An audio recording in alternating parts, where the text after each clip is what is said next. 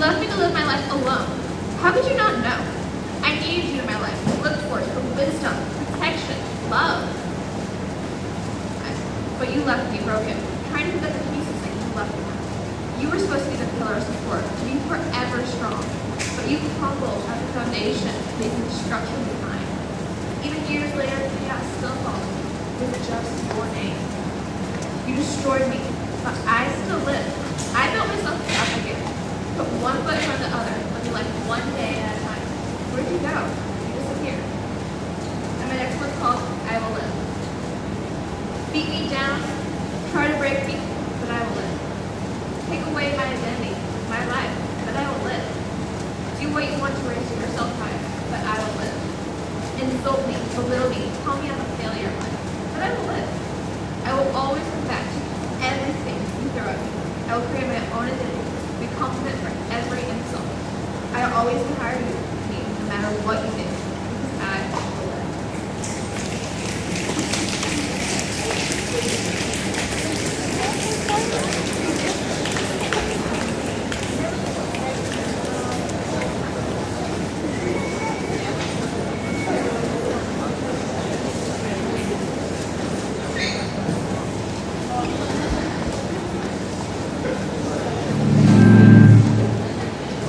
What's up? We're Chase and Travis. The song's called Bralets. It goes out to my mom in the back over there. If everybody make her feel comfortable. That's my mom. Yeah, enjoy.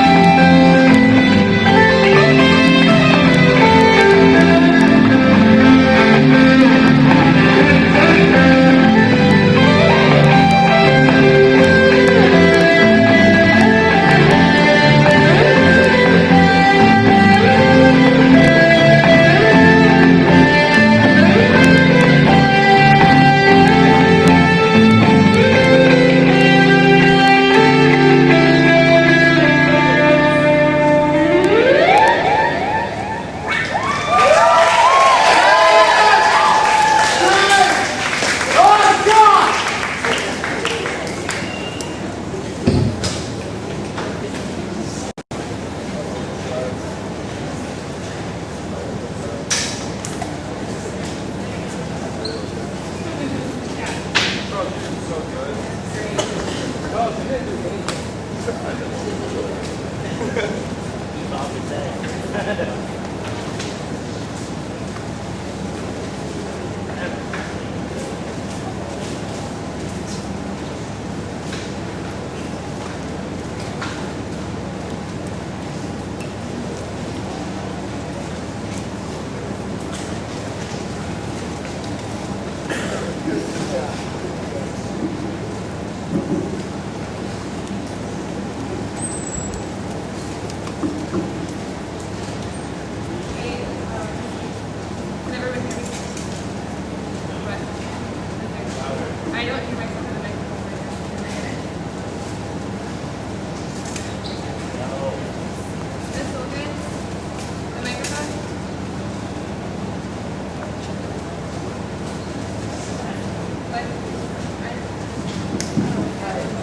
I'm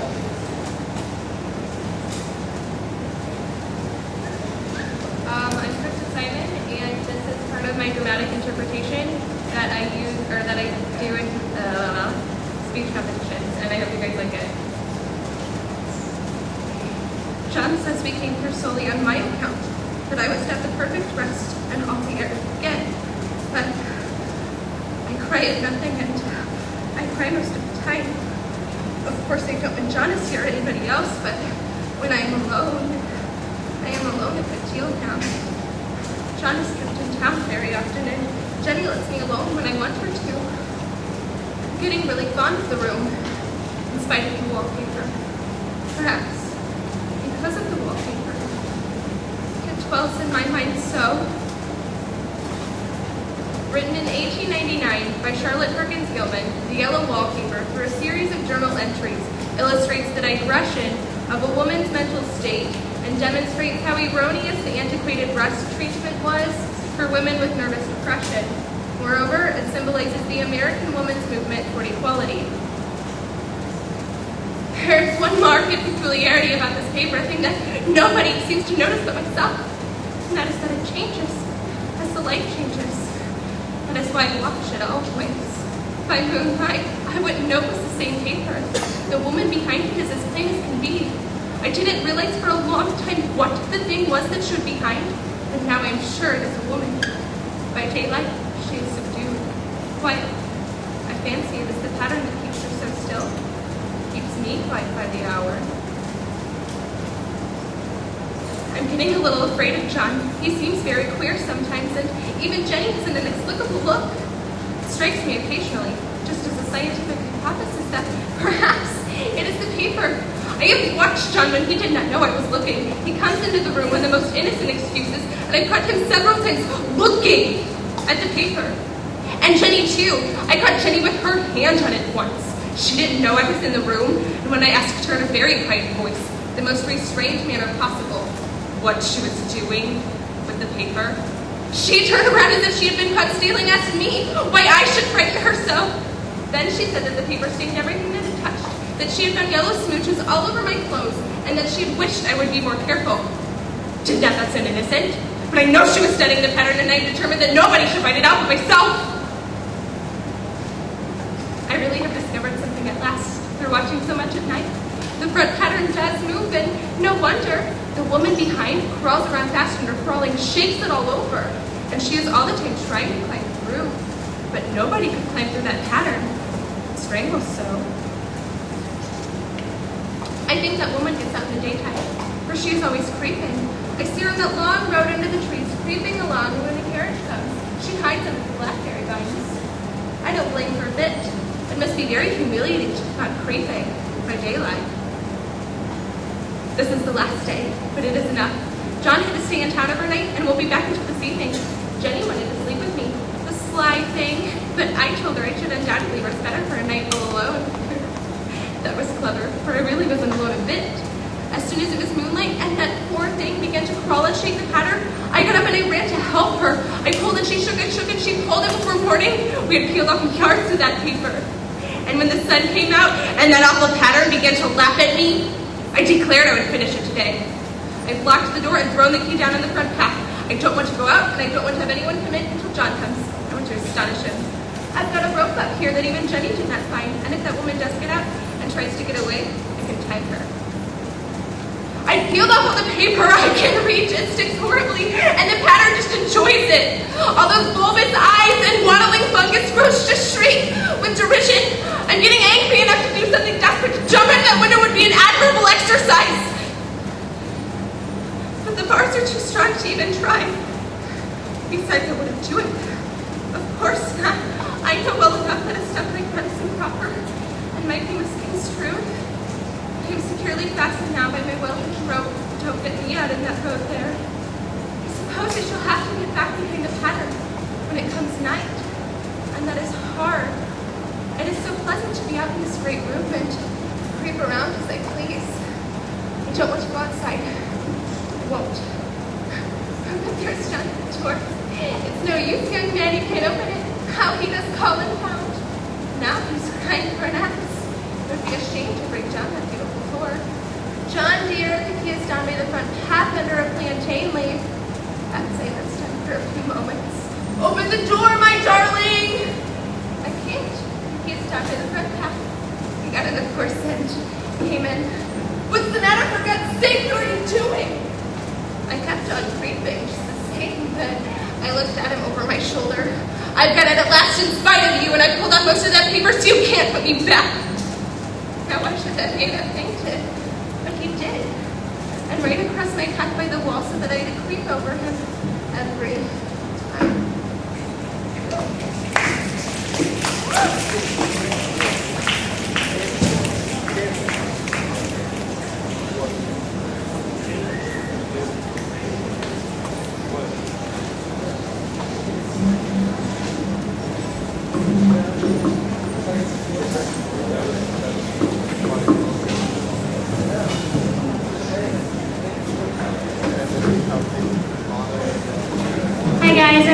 That's Angela Hopwood and Wesley Bott and Matt Miller playing the guitar. And we're going to sing You Be the Anchor by Mayday Parade.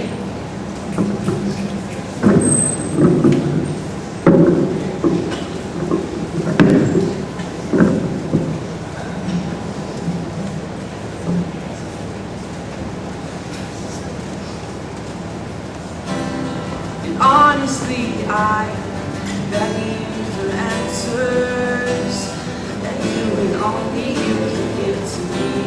My voice crying loud, crying for days now. And as I start to run, I was nearly scared to death.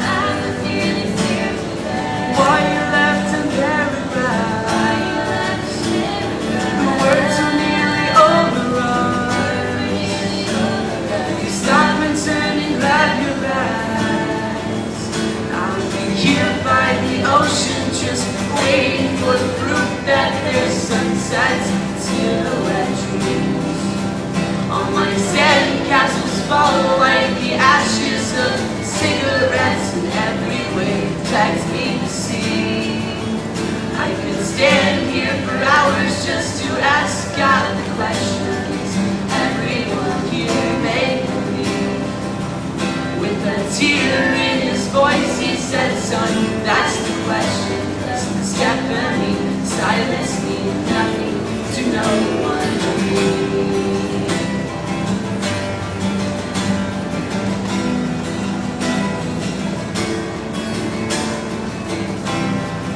Hours move to minutes.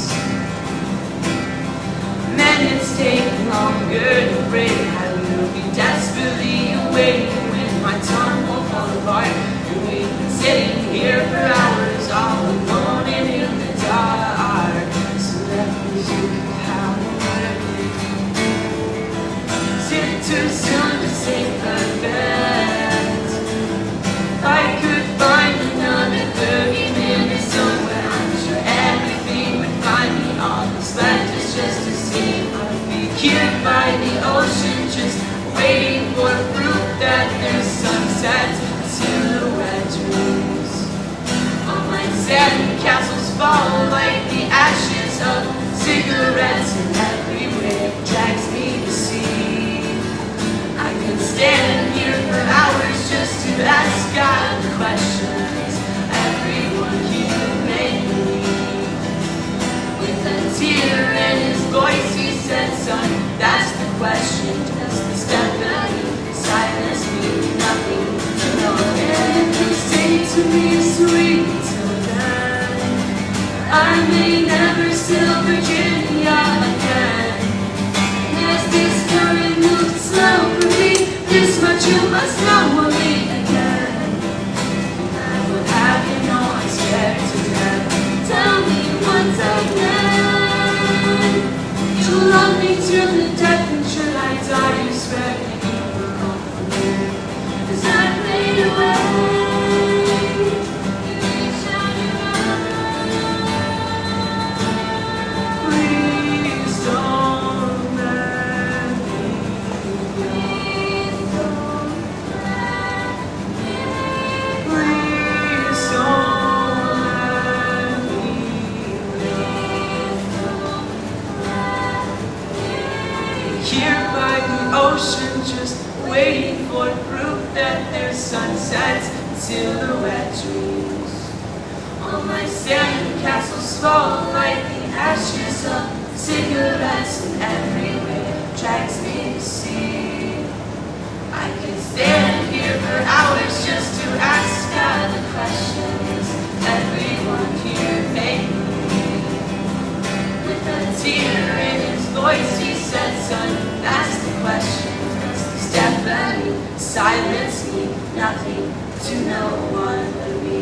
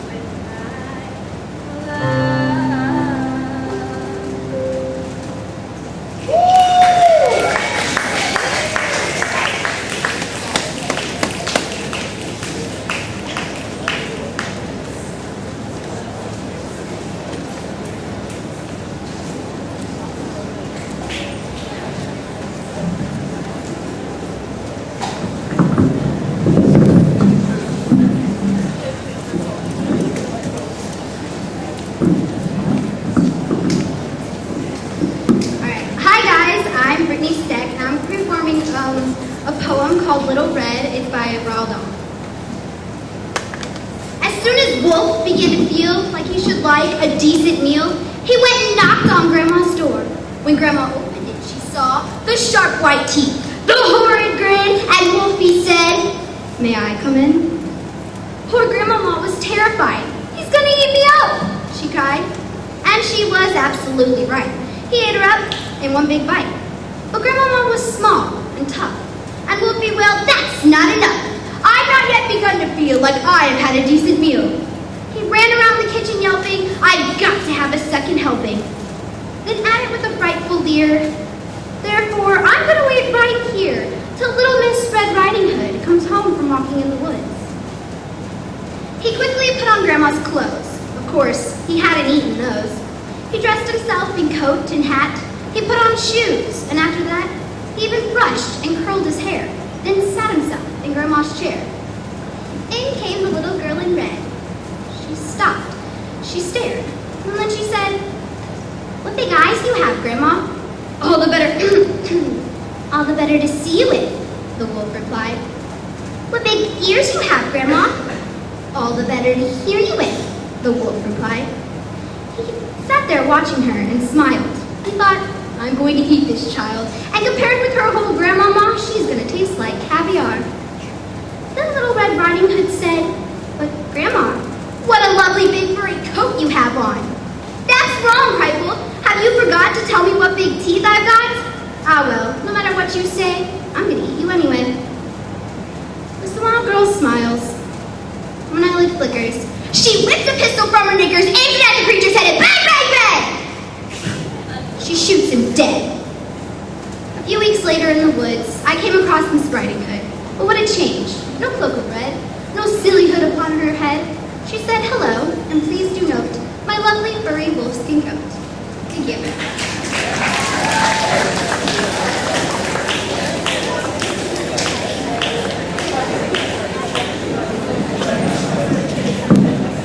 Hi, I'm Chris.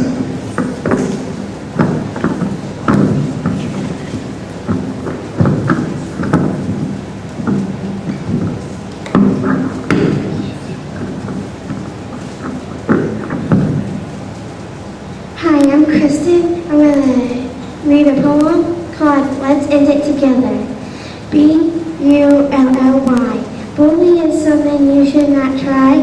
Let other people's feelings aside. You know it leads to suicide. They talk about people because they are not like you. They don't know what they see through. Instead, get to know them, help them out, see what they really are about.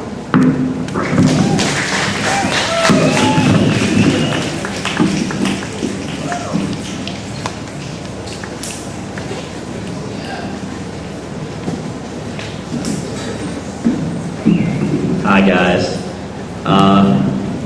My name is Zach Shazik. This is Jasmine Walgren and Kelly Gannon, and we are Retro Rain.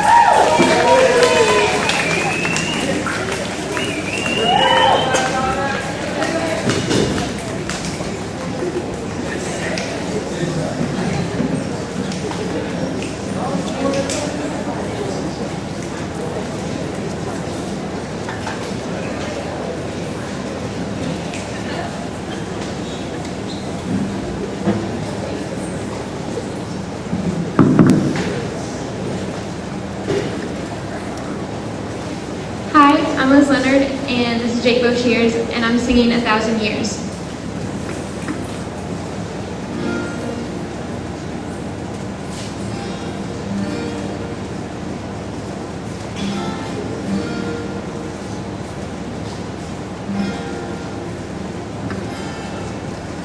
Heart beats fast, colors and promises. I will be brave, I will not let anything take away the standing in front of me. Every breath, every hour has come to this. One step closer. I have died every day waiting for you. Darling, don't be afraid. I have loved you for 1,000 years. I love you for 1,000 more.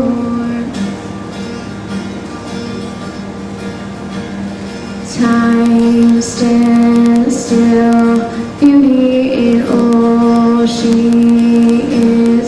I will be brave, I will not let anything take away what's standing in front of me. Every breath, every hour has come to this. One step closer.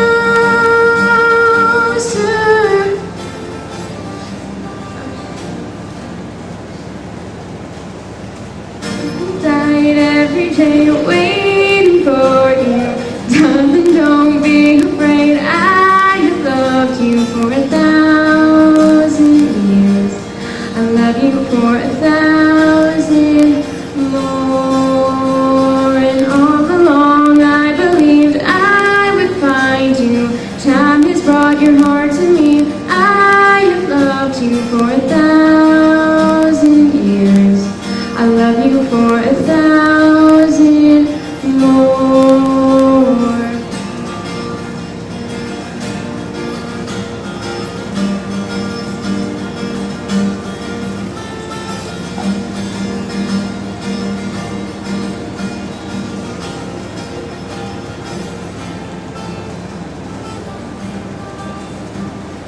One step closer.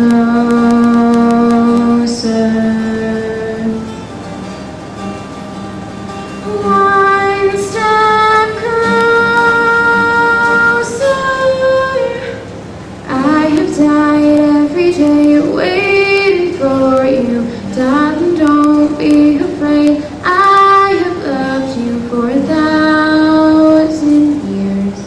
I love you for 1,000 more. And all along I believed I would find you. Time has brought your heart to me. I have loved you for 1,000 years. I love you for 1,000 more.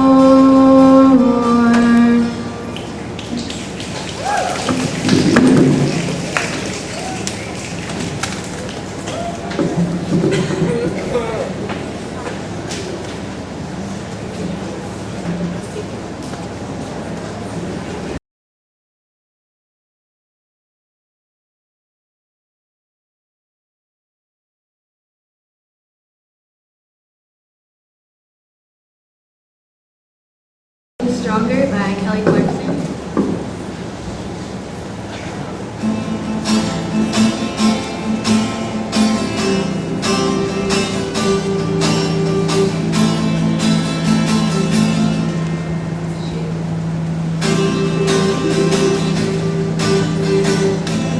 That feels warmer, sleeping here alone. You know I dream in color, and you think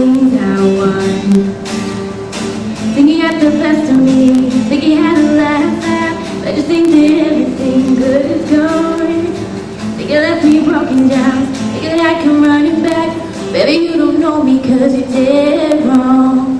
What doesn't kill you makes you stronger. Stand a little taller. Doesn't mean I'm lonely when I'm alone. What doesn't kill you makes you fighter. But stuff's even lighter. Doesn't mean I'm up because you're gone. What doesn't kill you makes you stronger, stronger. Just me, myself, and I. What doesn't kill you makes you stronger. Stand a little taller. Doesn't mean I'm lonely when I'm alone. You heard that I was starting over with someone new. They told you I was moving on over you. Didn't think that I'd come back swinging. You tried to break me, but you see what doesn't kill you makes you stronger. Stand a little taller. Doesn't mean I'm lonely when I'm alone. What doesn't kill you makes a fighter. But stuff's even lighter. Doesn't mean I'm up because you're gone. What doesn't kill you makes you stronger, stronger. Just me, myself, and I. What doesn't kill you makes you stronger. Stand a little taller. Doesn't mean I'm up because you're gone. Thanks to you, I've got a new thing started. Thanks to you, I'm not a broken hearted. Thanks to you, I'm finally thinking about me. You know at the end, the day you left me was just my beginning. In the end, what doesn't kill you makes you stronger. Stand a little taller. Doesn't mean I'm lonely when I'm alone. What doesn't kill you makes a fighter. But stuff's even lighter. Doesn't mean I'm over because you're gone. What doesn't kill you makes you stronger, stronger.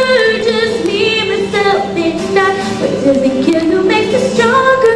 Stand a little taller. Doesn't mean I'm lonely when I'm alone. Yeah, yeah.